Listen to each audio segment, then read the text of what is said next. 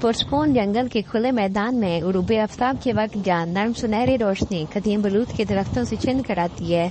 आयशा एक जवान मुस्लिम खातून जिसका चेहरा नरमी से भरा हुआ है, गहरे सब्ज रंग का सूट पहने हुए है।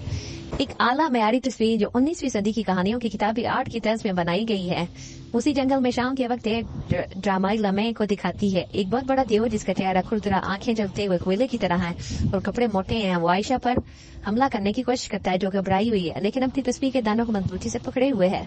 आयशा जो पहले मंजर में जैसे है, अब तो सबसे जाब और लिबास पहने हुए है। उसका चेहरा खौफ के बावजूद जो है वो हिम्मत दिखा रहा है। देव का बहुत बड़ा हाथ उसकी तरफ बढ़ता है।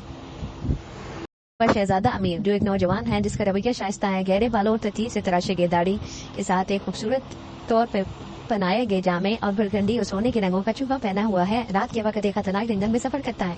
उसके पास एक तलवार है और एक चमड़े की बोतल है। उसका चेहरा अज़म से भरा हुआ है।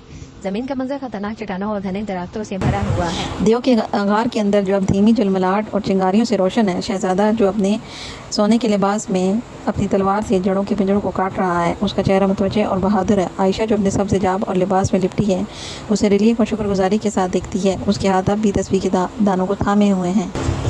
एक खुशगवार मिलाप की तस्वीर।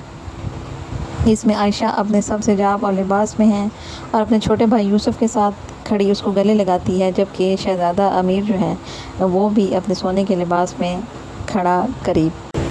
एक आला मयार की तस्वीर जो ये दिखाती है कि आयशा जो अपने मुस्तकिल सबसे जाब और लिबास में है, अपने गांव के घर में शाम के वक्त बैठी है। वो अमीर की तरफ से दिया गया एक छोटा सा सजीला कुरान थामे हुए है।